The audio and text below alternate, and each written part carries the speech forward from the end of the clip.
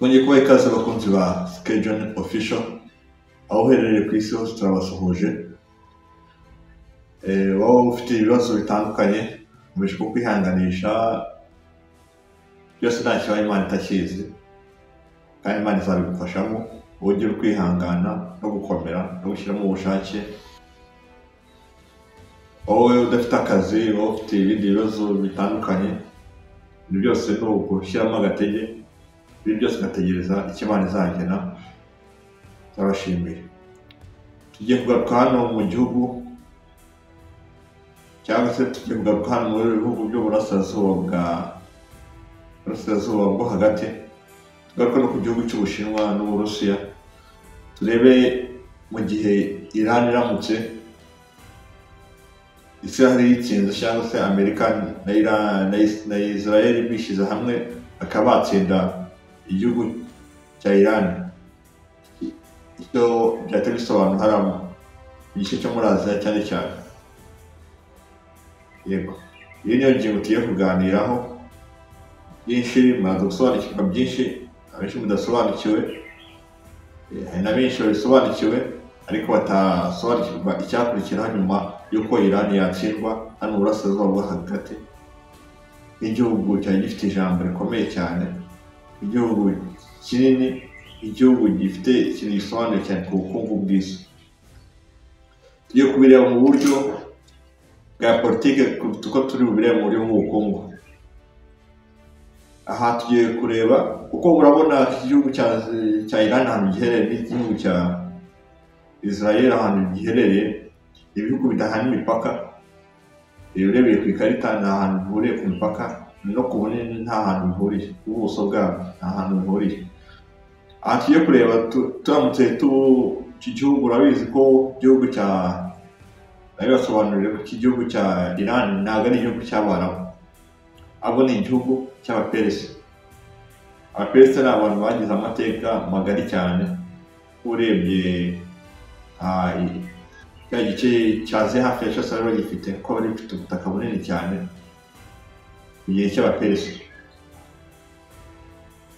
Ntabwo wenda tugiye kuganira kuri teritwari bari bafite cyangwa se ku buso bari bafite mu gihe cyabo, ahubwo tugiye kureba Iran hatsindiwe hariya icyo byahita bisobanura. Muri Iran ifite amazi magari ikoraho cyane cyane aberamo ubucuruzi. Umuhora wa Hormuz ni umuhora unyuramo ubucuruzi bwinshi cyane buciye mu nyanja. Haberamo ubucuruzi bwinshi cyane kandi bwinjiza amafaranga Iran menshi cyane. Bivuze ngo hari ahantu Iran iramutse itsinzwe, biriya bihugu byose by'Abarabu mubona biherereye hariya hose, nta gihugu na kimwe cyazongera kugira ijambo ryitwa ubwigenge. Yaba igihugu cyitwa Arabia Saudite iri mu majyepfo ya Iran, ukagera kuri Qatar, ukagenda kuri Leta Zunze Ubumwe z'Abarabu, hariya hose Amerika yagihagenzura ku buryo bworoshye ifatanyije na Israel. Kandi ikindi kintu cyahita gikurikiraho buriya gutsindwa kwa Iran byaba bisobanuye ko igihugu cy'Ubushinwa nacyo kigiye mu kaga. Urabizi ko nyuma ya Iran igihugu cyaba gitahiwe nta kindi, haba hatahuye igihugu cy'Ubushinwa. Buri igihugu cy'Ubushinwa ni igihugu cy'igihanganye kirimo kizamuka mu bukungu, kandi gishobora kuba ari n'igihugu cyabangamirwa na Leta Zunze Ubumwe za Amerika mu bukungu, kuko urabizi ko Abashinwa bafite inganda nyinshi ziteye imbere, bafite inganda nyinshi zagiye zituruka muri Amerika no mu Burayi zikajya gukorera mu Bushinwa. Kandi murabizi ko igihugu cy'Ubushinwa nanone ntabwo cyumvikana n'igihugu cyitwa Ubuhinde. Kandi none kiba kinatangaje muri ibi bihugu ni uko ibi bihugu byose, Iran, Ubuhinde, Ubushinwa n'ibindi byose bibaza mu muryango wita BRICS Plus. Ubu ni umuryango uhuriyemo ibyo bihugu mu buryo bw'ubukungu. Bivuze ngo iki gihugu cya Iran mu gutsindwa kwacyo byaba bisobanuye ko Ubushinwa aribwo butahiwe. Kandi murabizi ko Ubushinwa bufite umwanzi wabo uri mu majyepfo yabo bita Ubuyapani. Ubuyapani arikirwa gisa nkaho cyitabiyeho Ubushinwa gato, ariko ni ahantu hari strategique cyane kuba Amerika ihafite ingabo nyinshi zishobora kuba zajya zibangamira Ubushinwa ku buryo bworoshye, kuko buriya urabona Iran ni igihugu gikomeye cyangwa ku buryo bw'ubukungu, kandi n'igihugu gikomeye no mu buryo bw'igisirikare, ntabwo ari igihugu cyari cyoroshye. Kugira ngo abenshi bashobora kuba batasobanukiwe amamisire Iran ifite iteye imbere cyane n'amato, kuko buriya ni igihugu gifite intwaro zirenze iz'Abanya-Israel, kandi nanone umwanzi wa mbere muri kariya karere Israel ifite ni Iran kurusha abandi banzi bose, kuko abandi banzi ba Israel bose bashamikiye kuri Iran, nka Lebanon, wakangiraho Abahutis bo muri Yemen, kagaruka muri Oman, ubwa mu Oman nayo Amerika nayo hafite ijambo, ariko nabo haba abanzi benshi ba Israel, urumva ni imbogamizi zikomeye. Noneho wagerageza ukegera kuri teritwari ya Korea y'Amajyaruguru. Korea y'Amajyaruguru imbaraga nyinshi zayo zikesha Ubushinwa n'Uburusiya, bivuze ngo yatakaje igihugu bita Ubushinwa muri puissance ya gisirikare, yarangirana na Korea y'Amajyaruguru ari itahiwe, bikoroha no kuba wasenya Uburusiya, kuko wamaze gutsinda Ubushinwa ugatsinda Iran, byoroshye kuba wakikiza mu gice cy'uburasirazuba bw'iki gihugu cy'Uburusiya, biba byoroshye neza kucyinjira ku buryo wagisenya, wagitangatanze impande zose. Murabizi ko mu burasirazuba bw'Uburusiya niho hantu hari hasigaye imbaraga nyinshi cyane ku buryo kwakishiza byabaga bisa nk'ibigoye, kuko murabizi mu burengerazuba bw'Uburusiya ni ahantu hari ibihugu byinshi bisa nk'ibikikije Uburusiya, byahita byoroha ko n'Uburusiya nabwo bwasenyuka, kuko buri intego Amerika ifite ni ugusenya ibihugu bike bike, igenda yototera ibihugu byambutse mu bukungu no mu gisirikare. Ko muragenda mukareba nk'igihugu cya Iraq, ni igihugu cyasenyutse mu mwaka wa 2003, bagishinja ko gifite intwaro za kirimbuzi. Ibi byose ni amakuru yatanzwe n'igihugu cya Israel. Igihugu cyagenda kirasenyuka burundu, za ntwaro za kirimbuzi zikorera barazibona. N'ubu Iran nayo barishinja ko irinda gukora intwaro za kirimbuzi muri uranium nyinshi bayungurura. Ibyo byose nta bimenyetso bihari bifatika, kuko n'ikimenyimenyi na Iran yagiye isaba abantu b'abahanga mu bijyanye n'intwaro za kirimbuzi, baza gushaka bakajya baza kureba amakuru, bagasanga intwaro Iran utari irimo iracukura ntabwo urimo barashyikiriza mu kuba yakinjira mu gukora intwaro za kirimbuzi. Ariko Iran yagiye bagaragaza amakuru, bagaragaza ko imishinga barimo barakora ari imishinga ifite isano n'ubukungu, cyane nko ku buryo bwo kongera ingufu z'amashanyarazi, atari ingufu z'intwaro za kirimbuzi ashaka gukora. Ariko Israel kubera ko izi ubushobozi bwa Iran yaba mu bukungu, kubera ko hakorera ubucuruzi bwinshi, Iran buriya ubwayo abantu benshi batabizi ishamikiye kuri gazi na peteroli, ndetse n'ubuhinzi bw'ibinyampeke cyane, n'ubucuruzi bubera muri golfe zabo cyangwa se ku mihora yabo, ko ari amazi ayegereye ayohereza gukoramo ubucuruzi, kandi nayo isoresha hariya muri za zone yabo, ubucuruzi bahabera n'ikagenzura. Bivuze ngo rero ko atakaza cya gice cyose byahita bisubiza Iran mu gusubira hasi mu bukungu, kandi ikajya no munsi y'amategeko ya Israel. Ubwo iyo uvuze Israel ubwo idatumva na Amerika, ko Israel ntabwo yabyishoboza idafite Leta Zunze Ubumwe za Amerika. Tukagaruka hano kuri iki gice cya Aziya cyane nko mu majyepfo y'Ubushinwa, hari ikirwa bita Taiwan. Taiwan imaze iminsi ivugwa cyane, hari ibintu byinshi bimaze iminsi bituma cya kirwa cya Taiwan gikomeza kugira izindi mbaraga zo kuba zahangana n'Ubushinwa, ariko biciye ku gihugu cya Amerika kugira ngo banetereze ubukungu bw'Ubushinwa. ibi bintu wenda iyo tubivuze gutya ntabwo babasha kubyumva neza. Wenda tuzashaka umwanya tugane ku kantu gato cyane cyane nko ku Bushinwa, twerekane imbaraga z'Ubushinwa ahantu ziri, na Amerika n'uburyo ishobora kwikoma imbere igasa nk'aho isubira inyuma, cya gihugu cy'Ubushinwa kigatakaza imbaraga. Tugarutse nko ku gihugu cya Syria gatoya, urabizi ko Syria ihana imbibi n'igihugu cya Iran. Syria ihana n'igihugu cya Turkiya, kuko buriya na nyuma yo gusenyuka k'Ubushinwa buriya hazakurikiraho Turkiya. Iyo mvuga Turkiya abantu baza kwikanga, bazi impamvu Turkiya nayo ishobora gukurikiraho kandi bari mu muryango wa OTAN nyuma y'Ubushinwa. Buriya Turkiya ni igihugu cy'Abasilamu, igihugu gifite imyemerere ya Kisilamu, ni igihugu kitumvikana n'igihugu cya Israel. Nta nubwo kijya cyumva n'uburyo Israel yaje gutura muri Iran, cya gice cy'uburasirazuba bwo hagati, kuko n'uburasirazuba bwo hagati habarizwamo n'igihugu cya Turkiya, kandi Turkiya nayo iri mu majyaruguru y'igihugu cya Israel. Kandi Israel nanone ntabwo yumvikana n'igihugu cya Turkiya. Kandi nanone murabizi hari intambara irimo irabera mu gihugu cya Syria maze iminsi. Barabizi ko Leta Zunze Ubumwe za Amerika na Israel bafatanyije,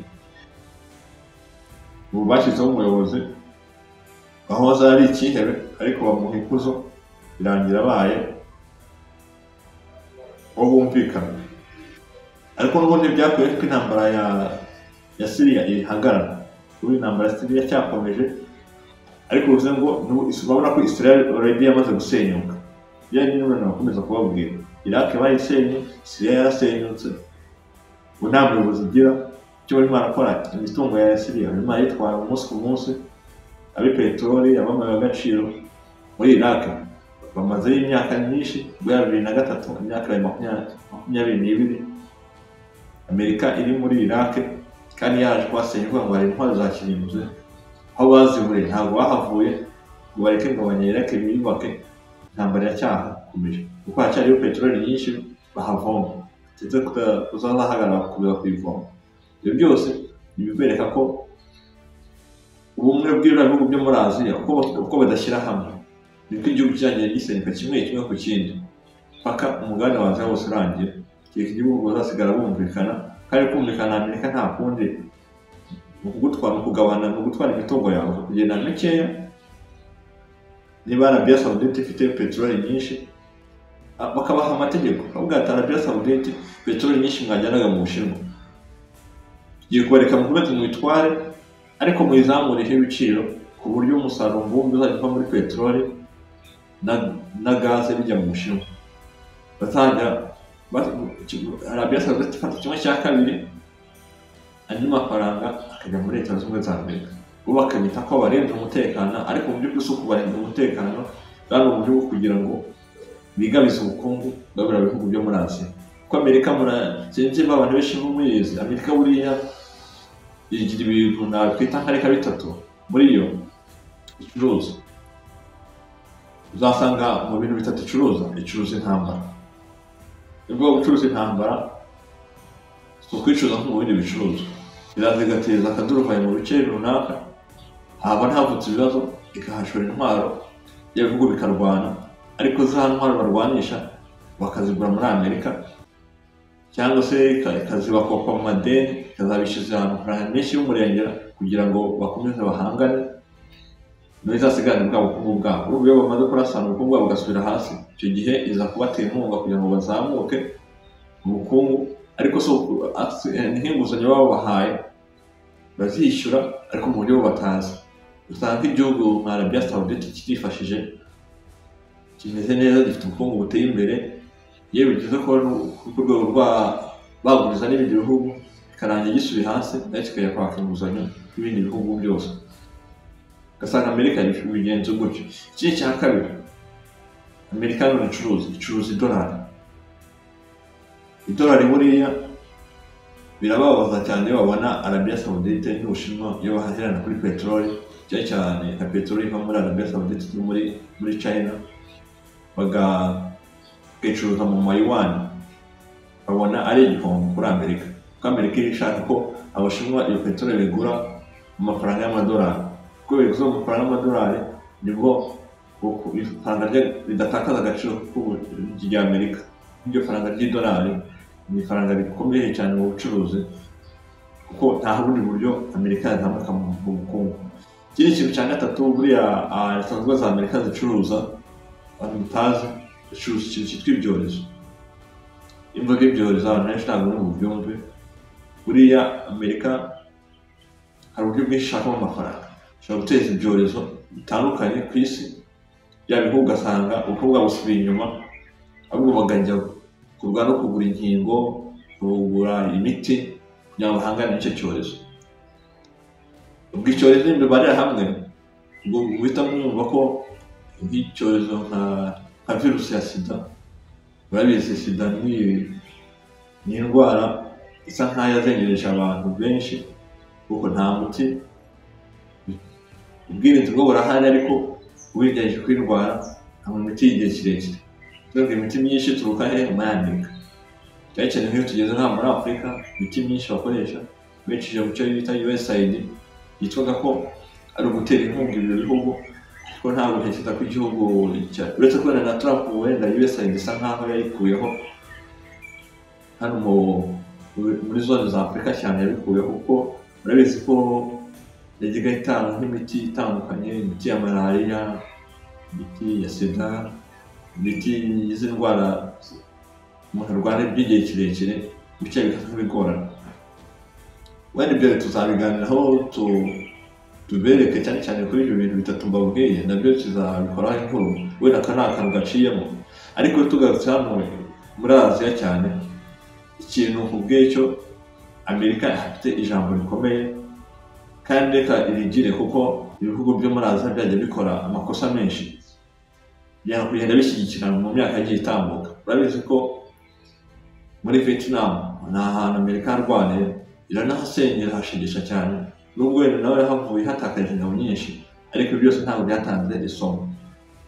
Twagera muri Iraq mu mwaka wa 2003, Bush atera igihugu cya Iraq, bagishinja intwaro za kirimbuzi bakazibura, kandi icyo gihe bagitera bifashishije kredi cyangwa se inkunga y'igihugu cy'Ubushinwa, kuko Ubushinwa bwasimbutse, ariko Ubushinwa ntabwo bari buzi icyo Amerika igiye gukora muri Aziya kugira ngo isenye cya gihugu cya Iraq.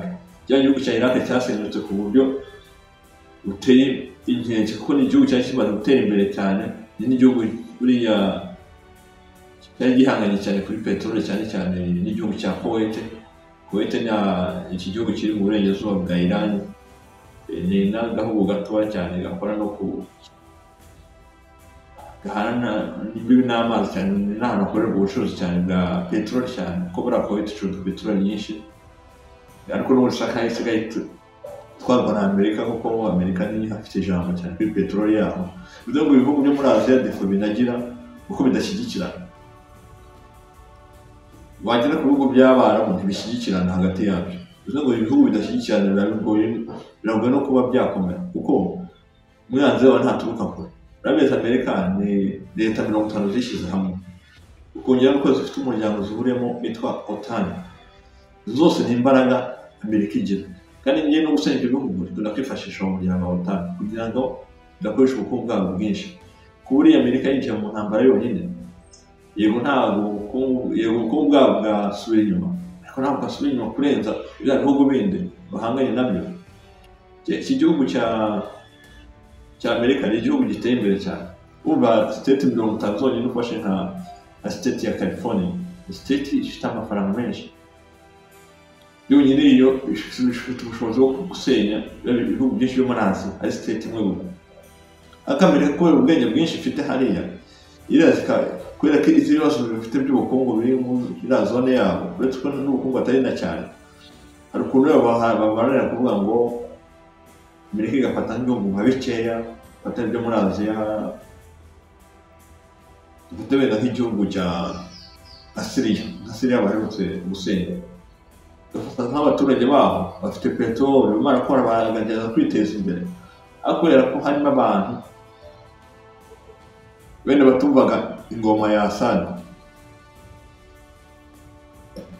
ugasanga bumvikana rero, ugasanga Amerika afata nk'abaturage bake batarenga nk'igihumbi, kavuga ati abantu tugiye kubakoresha babe intwaro yo gusenya igihugu cya Syria, kandi gafata nk'abo bantu igihumbi, kavuga ati mwese tugiye kubaha amafaranga, mwebwe tugiye kujya tubahemba wenda n'amafaranga nabahaye atari n'amafaranga mazima yagikiriye ibahindura ku gihugu cyabo cyane, bikavuga ati ngiye gufata nk'abaturage igihumbi wenda badafite akazi gafatika, ariko wenda bagerageje kwiga, bakaba bazi Icyongereza, Igifaransa, bakaba bazi icyo Cyarabu, kavuga ati none tugiye kubafata aba baturage tubatraininga, tumara kubatraininga tubabwira ati mwebwe tugiye kujya tubahemba wenda umuturage niba ahembwaga wenda dufate nk'amadolari nka 200, kavuga ati tugiye kujya tubahemba 2,000 ukwezi buri muturage umwe.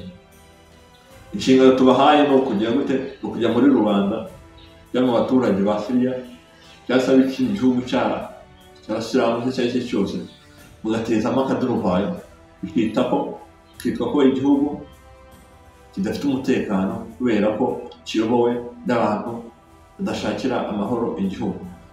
Ibyo rero abaturage bita byoroha cyane bitewe n'uko abaturage bakeneye, abantu bagenda bakabinjiramo babadurumbanya, bamaze kubadurumba icyo gihe Amerika imeze nk'umucunguzi.